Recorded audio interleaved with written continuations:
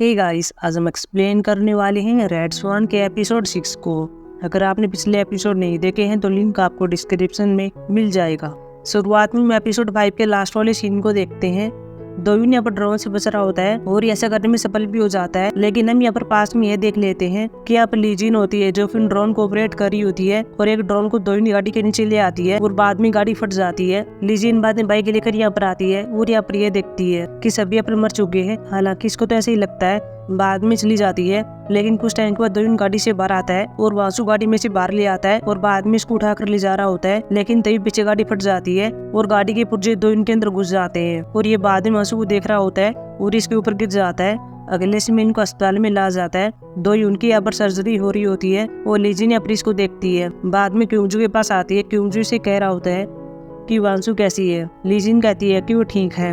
अगले से अंगू को देखते हैं जो वांसु के साथ होता है। वांसु के बजाय आती है, पहले यहाँ पर वैसे याद करती है कि मुझे दोयुन उठाकर ले जा रहा होता है। बाद में अंगू से पूछती है कि मेरा बॉडीगार्ड कैसा है, क्या अभी दोनों ठीक है। यहाँ पर यहाँ बढ़ता है। वांसु फिर कहती है कि मीडिया के बारे में क्या। योंगू कहता है तुम चिंता मत करो, मैं इसको संभाल लूंगा, तुम्हें आराम करना चाहिए। वही हमारे मीडिया को देखते हैं। यहाँ पर दायरा होती है, साथ में इसकी माँ होती है। ये भी अंदर जाना चाहते हैं, लेकिन पहले अपने रिपोर्टर को बोलते हैं और पास में आने के लिए कह रहे होते हैं। वही अंदर हम लीजिन को देखते हैं जो कि दोयुन के पास आ गई थी और इसको मारने के लिए जाने वाली थी, लेकिन तभी यहाँ पर योंगू का आ गया था। वो दोयुन को देख रहा होता है और बाद में चला गया था। लीजिन बाद में यहाँ पर फिर से आती है, वो दोयुन के पास आती है ताकि इसको मार सके, लेकिन तभी यहाँ पर यह देख लेती है कि यहाँ पर कैमरा होता है और ये ऐसा नहीं कर पाती है। बाद में बाहर आकर फोन करती है और कहती है कि मिशन फेल हो गया है, मुझे इसके लिए माफ कर देना। अगले दिन तारा को दिखाया जाता है, साथ में इसकी माँ होती है। ये भी रिपोर्टर से बात कर रहे होते हैं। तारा पर इसे कहती है कि क्या तुम जानते हो कि ये लड़की कौन है। ये मेरी बेटी है और जो है इन ग्रुप के पहले चेयरमैन थे उनकी जीएफ है। मीडिया वाला कह रहा होता है कि क्या मैं आपका इंटरव्यू लूँ, लेकिन अपनी मना कर देती है और कहती है कि हम इंटरव्यू बाद में देंगे, अभी हम अंदर जा रहे हैं, तुम हमारी कुछ फोटोज ले लेना। बाद में मीडिया वाला ऐसे ही कर रहा होता है। अगले दिन में जनरल कमिश्नर को देखते हैं। यहाँ पर मिरन के पास आ गया था, साथ में संगील होता है। मिरन यहाँ पर यह कहती है कि वासु के ऊपर किसने हमला किया था, क्या ये ISI का काम है, लेकिन यहाँ पर कहता है कि मैं नहीं जानता हूँ, हमें जाँच करनी होगी। मिरन भी से कहती है जितना जल्दी हो सके पता लगाओ। संगील बाद में कमिश्नर को ऐसे ले जाता है, पहले इसको पैसा देता है और बाद में कहता है कि जितना जल्दी हो सके इस मामले से निपटो और इसे बंद कर दो, क्योंकि हमारी कंपनी के शेयर में गिरावट आ रही है। अगले से वांसु को देखते हैं जो दोयुन के पास आती है, लेकिन यहाँ पर दोयुन नहीं होता। दोयुन यहाँ पर बाहर होता है और एक लड़की से बात कर रहा होता है जो कि इसकी दोस्त होती है और साथ में पुलिस भी होती है। यह भी फुटेज को देती है और कहती है कि ये फुटेज उस साइड के आसपास की है जहाँ पर तुम्हारे ऊपर हमला हुआ था। अगले से क्यूंजू को देखते हैं जो कि पुलिस स्टेशन में होता है।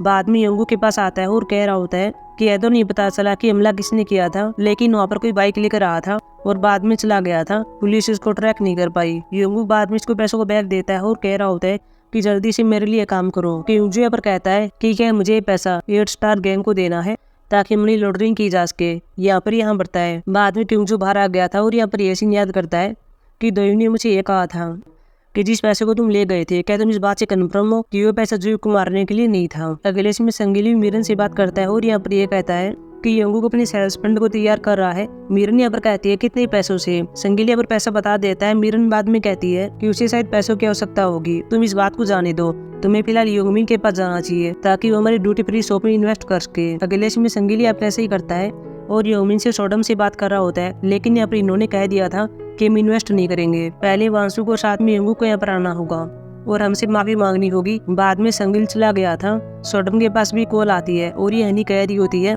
योंगमिन चिल्लाता है और कह रहा होता है कि तुम इस फोन को बाहर जाकर पिक कर सकती थी। अगले से वांसु को देखते हैं जो कि डिस्चार्ज होने वाली है। पहले वह दोयुन के पास आती है और कहती है कि क्या तुम ठीक हो, तुमने अपनी जान जोखिम में क्यों डाली, अगर पुर्जे तुम्हारी बॉडी के अंदर 1 इंच और चले जाते तो तुम्हारे लंग्स खराब हो जाते, तुमने ऐसा क्यों किया। दोयुन यहाँ पर यह कहता है कि मैंने अपने दिल की सुनी, मैं बहुत ही गरीब फैमिली से था, मेरी माँ पार्ट टाइमर काम किया करती थी और मेरे लिए जू के लिए खाना पैक किया करती थी। हालांकि मैंने मेरी माँ को कह दिया था कि ऐसा मत करो, लेकिन मेरी माँ मुझको कहती थी कि मैं केवल अपने दिल की सुन रही हूँ। दोयुन बाद में वांसु से कह रहा होता है कि मैं हैप्पी हूँ कि तुम ठीक हो और मैंने तुम्हें बचा लिया। बाद में कुछ फुटेज को दिखा रहा होता है और कहता है कि साइड के आसपास की है जहाँ पर हम पर हमला हुआ था, लेकिन वांसु कहती है मुझे इनको नहीं देखना है, अब मुझे तुम पर भरोसा है। बाद में इसके हर्ट को टच करती है। दोयुन बाद में इसके हाथ को थामता है और बाद में इसको गले लगाता है। अगले दिन वांसु को देखते हैं जो अपने घर पर आती है। मीरा ने अपनी से बात करी होती है और कहती है कि ऐसे मिरेकल हो गया है, तुम्हें थोड़ी सी भी चोट नहीं लगी, तुम्हारे बॉडीगार्ड ने तुमको बाहों में लिया होगा, वैसे भी हम उनको पैसा देते हैं वैसा भी कर सकते हैं। वांशु बाद में इसे कहती है कि क्या हम पैसे से कुछ भी कर सकते हैं, क्या हम किसी इंसान की लाइफ खरीद सकते हैं। मीरन यहाँ हाँ कहती है। वांशु इसे कहती है कि क्या आपने पहले ऐसा किया है, क्या आपने किसी की लाइफ खरीदी है। मीरन यहाँ इसे कहती है कि हमारा सीक्रेट बिजनेस है, तुम्हें इससे दूर रहना चाहिए। और बाद में ये कहती है कि हमने इन्वेस्ट करने के लिए मना कर दिया है, लेकिन तायरा इसमें इन्वेस्ट करना चाहती है। उसका पिता सुप्रीम कोर्ट में फॉर्मर जस्टिस रह चुका है और उसका सौतेला भाई भी हांगकांग में फंड मैनेजर है। वांशु कहती है मुझे क्या करना चाहिए, क्या अब योमिनी से बाहर हो गया है। मीरन कहती है कि मैं नहीं जानती हूँ, ये तुम पर डिपेंड करता है कि तुम तायरा के साथ क्या करती हो। इस साल तुम पर कई हमले हुए हैं, इसलिए अब तुम एक अच्छी इंसान बन जाओ। अगले इसमें तायरा को देखते हैं जो घर से बाहर आ रही होती है और ये ब्रिस्ट में आई हुई थी, लेकिन बेन ने इसको अंदर जाने से मना कर दिया था। तायरा बाद में यहाँ पर आती है और कहती है कि मेरी माँ है। बाद में इसको अंदर ला रही होती है, लेकिन बेन ने साफ मना कर दिया था। लेकिन यहाँ पर वांशु आती है और इनको अंदर ले आती है और बाद में इन्वेस्टमेंट के बारे में बात करती है। और वांशु यहाँ पर ये कहती है कि तुम्हें इस चीज से दूर रहना चाहिए, तुम लाइन क्रॉस कर रही हो, आगे तुम चाहती क्या हो। ये यहाँ पर कहती है तुम डिवोर्स दे दो। वांशु तायरा ऐसी कहती है कि मैं तुम्हें इस घर से बाहर निकाल सकती हूँ और तुम्हारा बेटा यहीं पर रहेगा, क्या तुम्हें लगता है कि मैं ऐसा नहीं कर पाऊंगी। बाद में तायरा कुछ नहीं कहती। अगले से वांशु अपने भाई से बात करती है और यहाँ पर ये कहती है कि मुझे हमारी फाउंडेशन का बेखाता चाहिए, लेकिन हिंसू कहता है कि मेरे पास नहीं है, असली बेखाता संगिल के पास है, लेकिन तुम उसको लेकर करोगी क्या तुम उनके सेल्स फ्रेंड को एक्सपोज करोगी, इससे हमारा कुछ भी भला नहीं होगा, तुम और मैं जेल में चले जाएंगे। वांशु कहती है कि मैं इसके बारे में कुछ सोच लूंगी, लेकिन इसका भाई मना कर देता है और कह रहा होता है कि तुम्हें बेखाता नहीं मिल सकता। अगले में रात में मीरन को देखते हैं जो वाइन को लेकर यहाँ पर संगिल के पास आती है। दोनों अब रूम के अंदर आ गए थे और यहाँ पर पर्दे लगा लेते हैं। बाहर से यंगू की इनको देख रहा होता है और बाद में फ्लैशबैक इनको याद करता है कि जब ये छोटा था तब इसने देख लिया था कि संगिल और मेरी अल्टीमेट हो रहे हैं।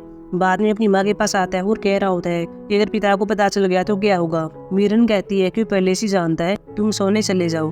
बाद में संगिल भी योंगू की ओर देखता है। अगले इसमें दोइन को देखते हैं जो घर पर आ गया था। बाद में से मिलने के लिए क्योंजो आता है। क्योंजो यहाँ पर यह कह रहा होता है कि जो ने वह वीडियो क्यों छोड़े। दोइन यहाँ पर कहता है ताकि मैं चेयरमैन की डेथ की जांच कर सकूं, इसीलिए उसने ऐसा किया होगा। क्योंजो कह रहा था फिर तो तुम्हें पता होगा कि वीडियो में मैं भी हूँ। दोइन हाँ कहता है। क्योंजो दोइन से कह रहा होता है कि तुम्हारे दोस्त को किसने मारा था। दोइन कहता है कि मैं नहीं जानता हूँ, मैं वहीं पर था। क्योंजो कहता है कि तुमने उसका चेहरा देखा था, लेकिन अपनी मना कर देता है। लेकिन बाद में कह रहा होता है कि वांशु के ऊपर उसी ने हमला किया था। क्योंजो कहता है तुम्हें कैसे पता, लेकिन यहाँ पर दोइन नहीं बताता। क्योंजो कह रहा होता है कि तुम शायद मुझ पर शक कर रहे हो, मैंने यंगू के लिए आज एक और काम किया है और मैंने गैंग के पास पैसे पहुँचाए हैं। दोइन बाद में पूछ रहा होता है कि चेयरमैन डो की डेथ हो गई थी, इससे किसको फायदा होगा, क्या वो योंगू का है कि उसने चेयरमैन को मारा है। लेकिन क्योंजू कहता है कि ऐसा नहीं है, यह चीज तो बकवास है, वो उसको क्यों मारेगा, तुम्हें इन सबसे दूर रहना चाहिए, मैं अब तुम्हें खोना नहीं चाहता।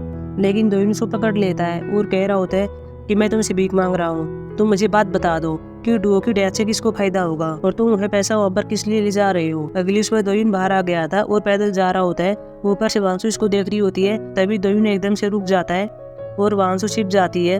अगले से रात को देखते हैं वांशु चोरी छुपी दोइन के पास आती है। दोइन अपने से कह रहा होता है कि बेन कैमरों में देख रही होगी, लेकिन वांशु कहती है कि वह यहाँ पर नहीं है, वह घर से बाहर चली गई है। मैं सीधे पॉइंट पर आती हूँ।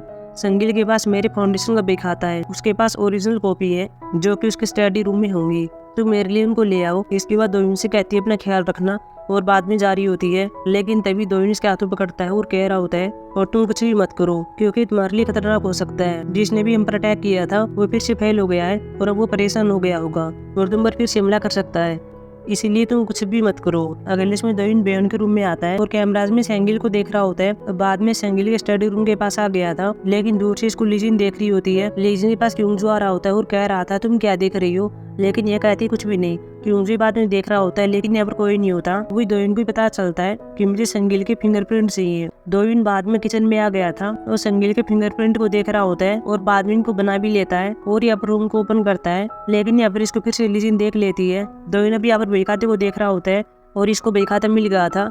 वही लीजिन भी संगिल के पास आती है और बता देती है कि यहाँ पे स्टडी रूम में दोइन कुछ ढूंढ रहा है। वही हम दोइन को देखते हैं, इसे यहाँ पर लोकर का पासवर्ड नहीं पता था, इसीलिए यहाँ पर कैमरा लगा देता है। बाद में संगिल भी आता है, लेकिन यहाँ पर दोइन नहीं होता। संगिल यहाँ पर यह देख लेता है कि यहाँ पर बेखाता नहीं है। संगिल बाद में इसके बारे में मीरन को बताता है। वही दोइन भी नौ फाउंडेशन में आ गया था और यहाँ पर वांशु बेखाता दिखाता है। साथ में यहाँ पर हिंसू होता है। हिंसू पूछ रहा था कि ये सब क्या है। वांशु भी दोइन से कहती है कि तुम इनको अपने पास रखो, तुम मुझे बाद में दे देना। इसके बाद दोइन जा रहा होता है, लेकिन तभी पुरुषों को ट्रॉफी से आदमी आते हैं और कहते हैं कि हमारे पास सर्च वारंट है जो कि नौ फाउंडेशन के लिए है। और साथ में हिंसू के लिए अरेस्ट वारंट है। इसने फाउंडेशन में गबन किया है। बाद में इसको अरेस्ट कर लेते हैं और एपिसोड खत्म हो जाता है। सो गाइस, अब हम मिलेंगे एपिसोड 7 में, जो कि वेंसडे को आने वाला है। तब तक के लिए बाय।